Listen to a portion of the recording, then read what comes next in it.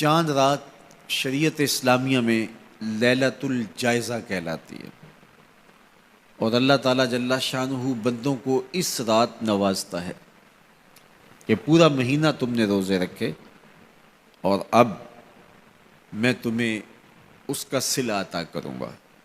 اور لیلۃ الجائزہ میں اللہ عیدی عطا کرتا ہے، اور بندوں کو وہ عطا کرتا ہے جو وہ سوچ بھی نہیں سکتے کہ ہمارا مالک ہمیں کیا کیا عطا کرتا ہے۔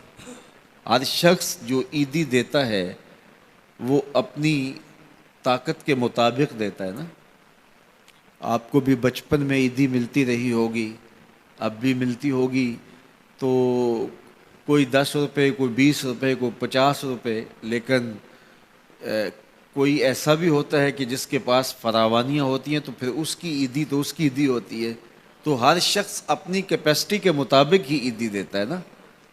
تو یار جب ایک عام آدمی 10-20 روپے دے دیتا ہے، لیکن جس کو اللہ نے بڑا نوازا ہو تو وہ پھر 500 روپے کا نوٹ آپ کو دیتا ہے کہ جناب یہ عیدی ہے آپ کی، تو پھر اللہ کتنی عیدی دیتا ہوگا، وہ کتنی کرم نوازیاں فرماتا ہوگا۔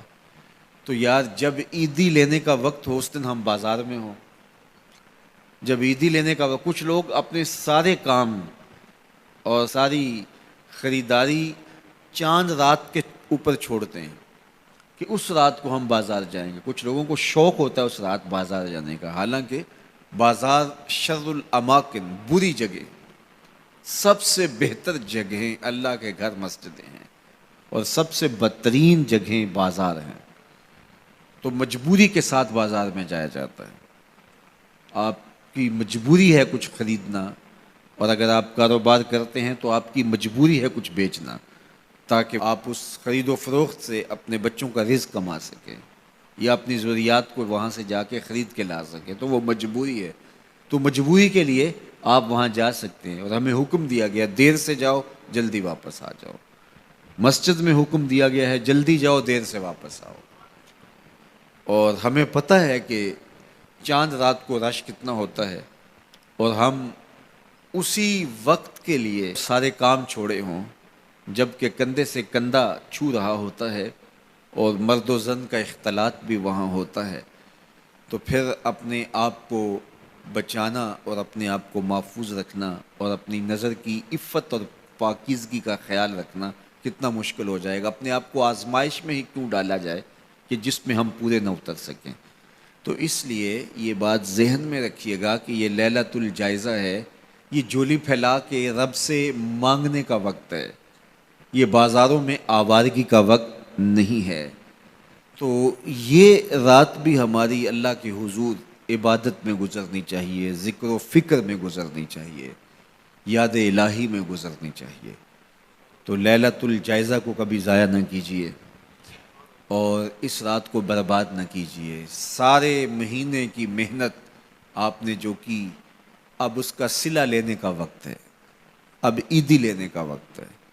تو عیدی لیجئے اپنے رب سے، جھولیاں پھیلا پھیلا کے لیجئے، اس سے خیرات مانگیے، اس کی کرم نوازیاں اور اس کی رحمتیں تمہارے اوپر برسیں گی، تو ان کو اپنے دامن میں سمو لیجئے۔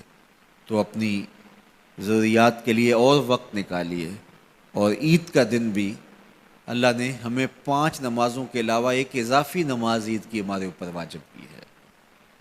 عید کے دن تو لوگ فرض نمازیں چھوڑ دیتے ہیں، جبکہ عید کے دن فرض نمازوں کے علاوہ ایک اضافی نماز رکھی گئی ہے۔ تو یہ ہمارا امتحان تھا، ہمارے ایک مہینے کی جو ٹریننگ ہوئی تھی، اس کے بعد آج ظہر کے وقت، آج عید کے دن فجر کے وقت، آج عصر اور مغرب کے وقت دیکھنا تھا کہ اس کا اثر ہماری روح میں کتنا اترا ہے۔ اور میں کہتا ہوں کہ جب مسلمان سارا مہینہ روزے رکھیں، تراویح بھی پڑھیں اور نمازیں بھی ادا کریں، اور عید کے دن فجر کے وقت مسجد میں نمازی نہ ملے، ظہر کے وقت آدھی صف ہو، تو شیطان تو بڑا خوش ہوتا ہوگا، وہ تو بڑا راضی ہوتا ہوگا کہ یہ پڑھتے تھے نمازیں اور تراویح اور کیا کیا کرتے تھے، پتہ چلا نا کہ ان کے اندر کچھ بھی نہیں اترا، اور یہ جہاں کھڑے تھے اس سے بھی نیچے لڑک کے آ گئے۔ تو شیطان کو کبھی خوش نہ ہونے دینا، اللہ کے حضور سرخروئی اور کامیابی کے لیے دعا مانگتے ہوئے ماہ سیام سے رخصت ہوں۔ یہ گھڑیاں اللہ نے نصیب کی، گنتی کے دن انہیں کہا گیا ہے، تو یہ گنتی کے دن یوں ہی بیت جاتے ہیں اور اسی طرح پوری زندگی بیت جاتی ہے، اور پھر جب آنکھ بند ہوتی ہے تو پھر آنکھ کھلتی ہے کہ ہم زندگی کہاں گزار دی۔ تو آئیے ان لمحوں کو غنیمت جانیے۔